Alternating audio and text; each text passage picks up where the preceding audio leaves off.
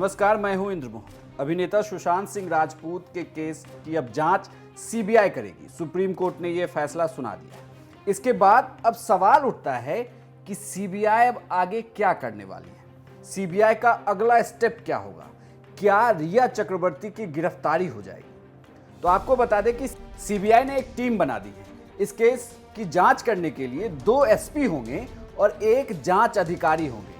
ये लोग मुंबई जाएंगे। हालांकि मुंबई में फिलहाल मुश्किल ये है कि जो वहां सीबीआई का दफ्तर है वो कोरोना संक्रमण की वजह से सील कर दिया गया है। तो इन लोगों के लिए एक अलग दफ्तर की खोज भी की जा रही है जहां से ये पूरी जांच को लीड करेंगे। लेकिन बड़ा सवाल अब यह है कि क्या रिया चक्रवर्ती की गिरफ्तारी होगी?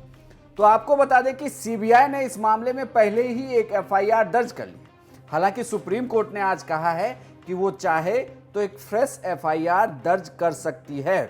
सुप्रीम कोर्ट के इस फैसले के बाद अब इन्वेस्टिगेशन टीम मुंबई जाएगी। सीबीआई की टीम सबसे पहले मुंबई पुलिस से सुशांत सिंह राजपूत के केस डायरी को अपने पास लेगी। जो मुंबई पुलिस के पास केस डायरी है उस पूरी फाइल को सीबीआई अपने पास लेगी। साथ ही सुप्रीम कोर्ट ने मुंबई पुलिस को यह भी कहा है कि आपके पास जो भी कागज सुशांत सिंह मामले से जुड़े हुए हैं वो तमाम डॉक्यूमेंट्स आप सीबीआई को अब हैंड ओवर करेंगे। और साथ ही ये भी कहा गया है कि आप जांच में मदद भी करेंगे, यानी कि पूरी कोऑर्डिनेशन करनी है मुंबई पुलिस को। इसके अलावा अब वह संदिग्ध गवाहों के बयान, फॉरेंसिक रिपोर्ट और पोस्टमार्टम रिपोर्ट भी मुंबई पुलिस से अपने पास ले लेगी। इतना ही नहीं, सुशांत सिंह के उस फ्लैट पर भी सीबीआई जाएगी। साथ ही ये भी कहा जा रहा है कि वहां पर वह क्राइम सीन को रिक्रिएट भी करेगी कि सुशांत की फांसी के समय उस वक्त फ्लैट में जो लोग मौजूद थे उनके बयान भी सीबीआई लेगी। साथ ही रिया चक्रवर्ती, उनके भाई शौविक, पिता इंद्रजीत और भी कई लोगों को पूछताछ के लिए वो सम्मन भेजेगी और इसके बाद फिर फैसला करेगी कि क्या रिया चक्रवर्ती को गिरफ्तार किया जा सकता है या नहीं। तो सबसे पहले तो मुंबई पुलिस से केस डायरी सीबीआई अपने पास ले लेगी। जो मुंबई पुलिस ने इस पूरे मामले में अभी तक लिखा है, क्योंकि कोर्ट में भी ये बात चल रही थी।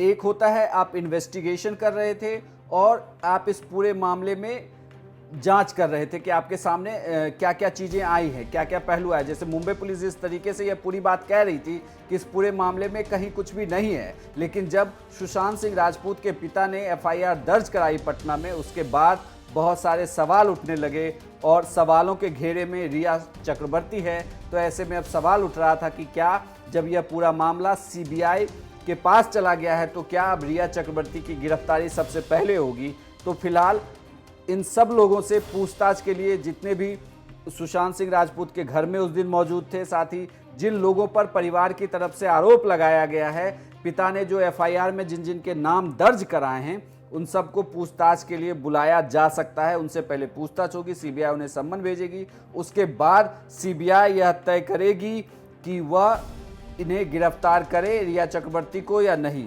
सीबीआई सूत्रों की माने तो लगातार सीबीआई मुंबई यूनिट से अपने टच में है। वो मुंबई पहुंचने के बाद एक नया पंचनामा भी दाखिल कर सकती है। इसके अलावा सर्च ऑपरेशन भी दोबारा से हो सकता है। साथ ही सीबीआई अब आपको मैंने पहले ही बताया था, सीबीआई इस पूरे मामले की जांच करने के लिए एक नए ऑफिस की भी तलाश कर रही है, क्योंकि सीबीआई का जो मुंबई ऑफिस है उसमें 25 कोरोना केस पाए गए थे, जिसकी वजह से उस दफ्तर को बंद कर दिया गया। इसके पहले आपको बता दूं कि रिया चक्रवर्ती ने इस पूरे मामले में पहले तो सीबीआई जांच की मांग की, लेकिन बाद में वो लगातार ऐसा लग रहा था कि ये कोशिश, क्योंकि मुंबई पुलिस भी कह रही थी, महाराष्ट्र सरकार भी कह रही थी कि इस पूरे मामले में सीबीआई जांच की ज़रूरत नहीं है। लेकिन जब इस पूरे मामले में सुप्रीम कोर्ट में सुनवाई हुई और फैसला आ गया कि अब इस पूरे मामले की जाँच सीबीआई ही करेगी, बल्कि बिहार पुलिस ने जो एफआईआर दर्ज की है वह भी बिल्कुल सही थी। ऐसे में जो सुशांत के पिता ने एफआईआर दर्ज की है उनमें उनके पूर्व मैनेजर पर भी केस दर्ज कराया गया है, तो उनसे भी पूछताछ हो सकती है। सीबीआई उनसे भी पूछताछ करेगी। इन तमाम लोगों को सम्मन भेजेगी सीबीआई। उसके बाद यह तय होगा कि क्या रिया चक्रवर्ती को गिरफ्तार किया जाना चाहिए या नहीं। आपको बता दें कि जब इस पर फैसला आया तो उसके बाद बिहार डीजीपी गुप्तेश्वर पांडे ने भी अपनी पूरी बात मीडिया के सामने रखी, क्योंकि वो शुरुआत से ही कह रहे थे कि बिहार पुलिस ने जो भी काम किया है वह कानून के दायरे में किया है, बिल्कुल संविधान का पालन करते हुए उन्होंने एफआईआर दर्ज की थी और उसी को देखते हुए वह जांच भी कर रही थी बिहार पुलिस इस पूरे मामले में। पहले से थी वो और ज्यादा दृढ़ हुई है, लोकतंत्र में विश्वास दृढ़ हुआ है और अब लोगों के अंदर ये उम्मीद बनी है कि सुशांत सिंह राजपूत के मामले में निश्चित रूप से न्याय होगा। परिवार के लिए कितनी बड़ी खबर, परिवार के लिए कितनी बड़ी ये पूरे देश के लिए बहुत बड़ी खबर है। पूरा देश इस खबर का इंतजार कर रहा था। हम लोगों पर आरोप लगाए जा रहे थे कि आपने क्यों केस किया, हमको अनुसंधान नहीं करने दिया जा रहा था और हमने अपने आईपीएस अफसर को भेजा, उसको कैदी की तरह रात में 12 बजे क्वारंटाइन कर दिया गया। उसी से लोगों को लग रहा था कि कोई न कोई गड़बड़ है। हम लोगों ने जो भी काम किया कानूनी रूप से, संवैधानिक रूप से सही काम किया। माननीय सर्वोच्च न्यायालय ने इस पर अपनी मुहर लगा दी है। हम लोग इसमें आगे यही उम्मीद करते हैं कि लोगों को धीरज के साथ इंतजार करना चाहिए।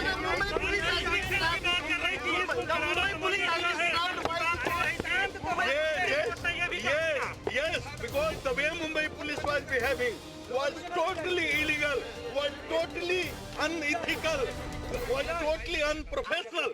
One IPS officer is going to Mumbai with prior information and he is being quarantined at 12 o'clock midnight.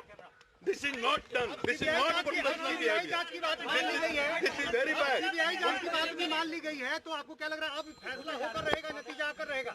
नतीजा आएगा, निश्चित आएगा, क्योंकि ये केवल एक आदमी की लड़ाई नहीं है, एक परिवार की लड़ाई नहीं है, ये गुप्तेश्वर पांडे की कोई व्यक्तिगत लड़ाई नहीं है, ये हिंदुस्तान की 130 करोड़ जनता जो न्याय चाहती है उसकी लड़ाई है। सब लोग मुंबई पुलिस को भी करारा तमाचा लगा इससे। संजय राउत ने आपके ऊपर भी बहुत सारे देखिए, किसी राजनीतिक व्यक्ति के आरोप का जवाब देना मेरे लिए उचित नहीं है, उस पर मुझे कुछ नहीं कहना है। माननीय सर्वोच्च न्यायालय ने हम लोगों ने जो स्टैंड लिया उसको प्रमाणित कर दिया कि हम लोग सही थे। इस बात की मुझे खुशी है। पूरे देश को पता चला बिहार पुलिस कुछ गलत नहीं कर रही थी, सही इंटेंशन से सही दिशा में सुशांत सिंह राजपूत को न्याय दिलाने के लिए काम कर रही थी। कुछ लोगों को बेचैनी थी, छटपटाहट रही होगी कि उनका कहीं पोल न खुल जाए, इसलिए लोगों ने इसमें बहुत ज्यादा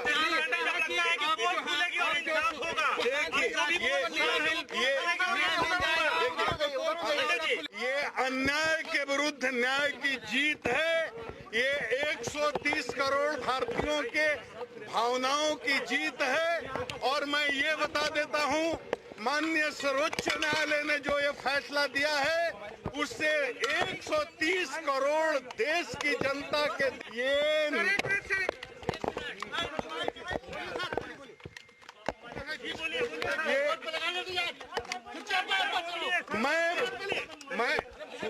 आप लोग चुप रहिएगा तब ना। मैं तब जब देश की सबसे शीर्ष अदालत ने हम सही थे, गलती उनकी थी, तो अब इस पर बहस करने की क्या जरूरत है, आप बताइए। और ये भाई साहब पूछ रहे हैं सर, आज ये आप रिया चक्रवर्ती के बारे में, तो मैं इस बात को रिपीट करता हूँ, आप जो कह रहे हैं वो आरोपी है सर। उसके अभियुक्तों की गिरफ्तारी नहीं हुई सीबीआई। हर केस में, चाहे वो सृजन का मामला हो या कोई मामला हो, हर केस का चरित्र, उसका नेचर, उसकी प्रकृति, उसके अनुसंधानी तरीके से, संवैधानिक तरीके थे, सही काम कर रही थी। और बिहार के मुख्यमंत्री ने जो सपोर्ट किया, आज सुशांत को अगर न्याय मिलने की उम्मीद बनी है, इस मुकाम तक लड़ाई पहुंची है, तो बिहार के मुख्यमंत्री के सपोर्ट के कारण। समय लगता है, सीबीआई में करता है, 1 महीना में होगा, 3 महीना में होगा, समय सीमा निर्धारित नहीं की जा सकती।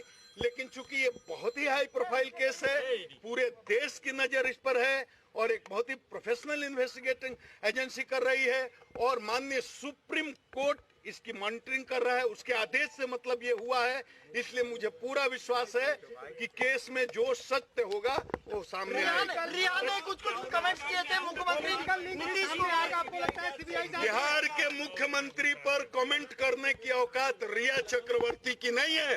उसने कुछ किए थे, उसको पहले रिया चक्रवर्ती की औकात नहीं है बिहार के मुख्यमंत्री पर।